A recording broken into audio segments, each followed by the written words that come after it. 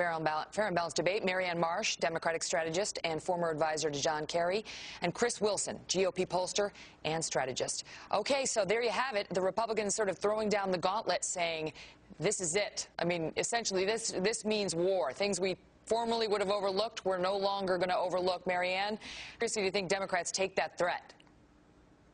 I think it's fine. I think it should be that way. I don't think Democrats will have a problem with that at all. I mean, I think the most important development today, Megan, frankly, is the deficit reduction from CBO. If I'm a Democrat going into the 2010 election, a congressional Democrat looking to be reelected, I'm looking at the fact that it will reduce the deficit. Why is that important? Because that's what independent voters care about more than anything. They've left Obama and the Democrats in droves. If I can make that argument to independent voters that not only is it going to reduce the deficit, but help to fix health care, I'm in much better shape in November than I was before today. But are those numbers real, Chris?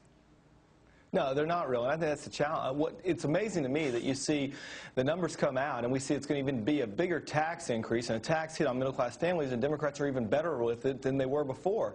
This is a bill right now that the American people are strongly opposed to. We're getting numbers out of congressional districts that are showing 85% disapproval of this health care bill, and it is going to be catastrophic for Democrats if they move forward and push this in the manner in which they're currently doing. And it's weird for me to sit here with some sort of crocodile tears and lament that, because I almost want to say, hey, go forward and do it, but the problem is it's bad for the country, it's bad for us, and it's gone beyond doing what's right for the country. It's now about saving face, and that's what they're doing. But Chris, I want to ask you, and then I'll get back to Marianne. What about this threat from Tom Coburn that you know, anything we see, any special little deal for your congressional district, we consider that a bribe? I mean, we're going to go back. We are going to consider that a buying of your vote, and we're going to out you on it. Is that real? Do you think that's going to have any effect?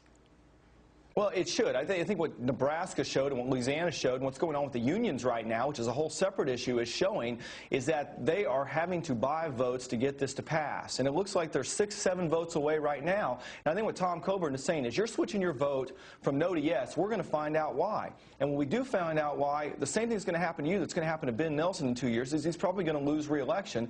And in fact, if they had a recall provision in Nebraska, I think you'd see him out immediately. It is what the administration is trying to do with members of Congress in terms of buying votes goes beyond anything that's taken place before, and it really is disgraceful. You know, Marianne, that is the report that, you know, President Obama is meeting with the holdouts, and we don't know what's happening behind closed doors. But people are asking, are there more special deals being made in order to persuade somebody to come on board? You know, is it usual for them to just say, would you please, I'd really appreciate it, or do they say, look, we'll get behind you on this, we might give you a little extra funding on that?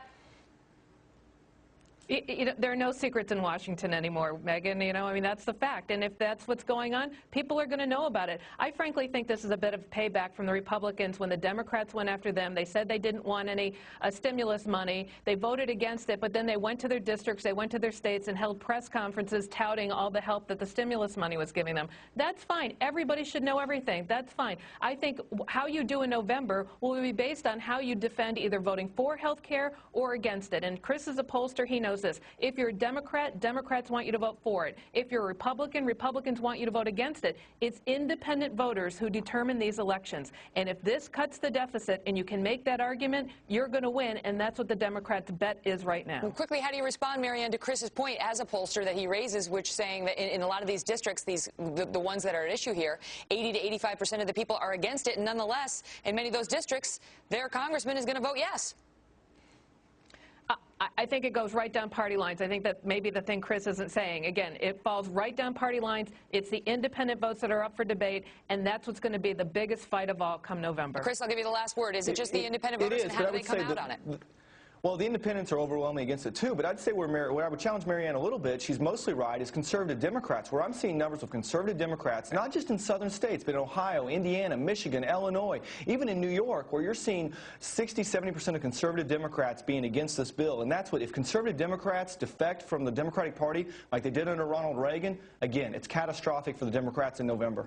Well, that's just one of the many things we're going to be watching once this thing resolves one way or the other. We hope sometime soon. Marianne, Chris, thanks so much. Thanks, Megan.